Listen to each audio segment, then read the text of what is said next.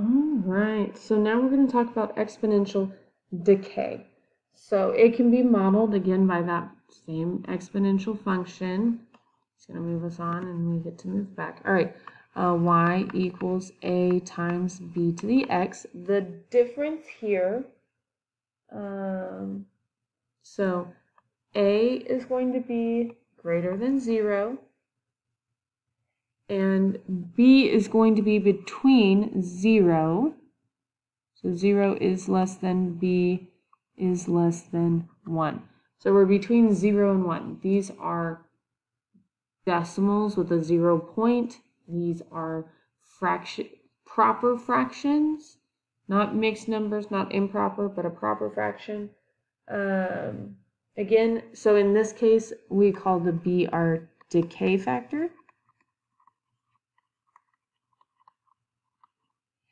A is still our initial factor,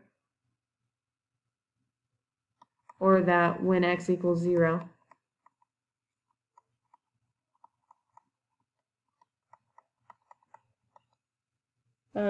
And x is our exponent.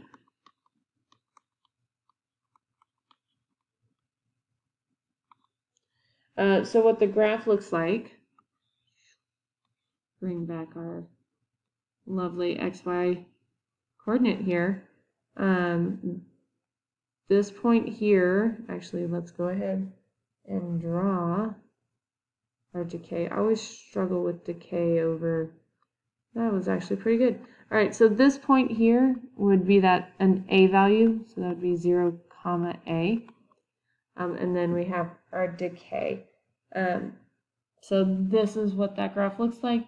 The difference between this one and what we were doing before is that our b value is less than 1, but greater than 0. So again, can't be negative, but it's not going to be a whole number.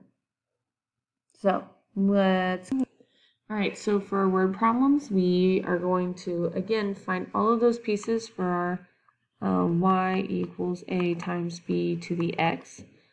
So on this one, we want to know the approximate pressure at an altitude of 3,000 meters. So x is going to be our altitude. A is our initial value. So sea level is 0, so this is our initial value, 101 kilopascals, so we know that A is 101. B is going to be our percent decrease. Now with decrease, we're going to take 1 minus our decimal to get our decrease. So 11.5% would be 0.115. And when I do that subtraction, I get 0.885, which is less than 1 but greater than 0. And then just for the sake, y will be our kilopascals.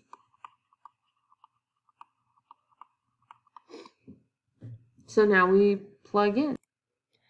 All right, so y is going to equal A, which we know is 101. That's our at sea level, our initial value, times our b, which is 0.885 to the x power. Our x is for every 1,000 meter increase. So since we are at a 3,000 meters, that we've got to figure out, well, how many 1,000 meter increases have there been? And the answer to that is 3. So we're going to do 0.885 to the third power, which is 0.693, and I'm going to take that times, I wrote 100, but this is 101, and I'm pretty sure I said 101. Evidently, Mrs. Cartwright's brain is freezing over, so we're going to take that times 101, and so our answer will be approximately, because I'm going to round, 70 kilopascals. So I'm just going to put kp for kilopascal. And that's, you plug in for what you know, just keep in mind anything like that 1,000, and that's how decay works. The difference, one thing I want to point out, growth, B is greater than 1, decay, B is less than 1, but greater than 0. And then with growth, we would do 1 plus whatever our rate is. With decay, we're going to do 1 minus our rate. Just so you have an idea of how we're finding these B values. That's what we're doing. 1 plus whatever percent is, or if it's decay, it's 1 minus. Until next time, 8th graders, keep doing you. Cartwright out.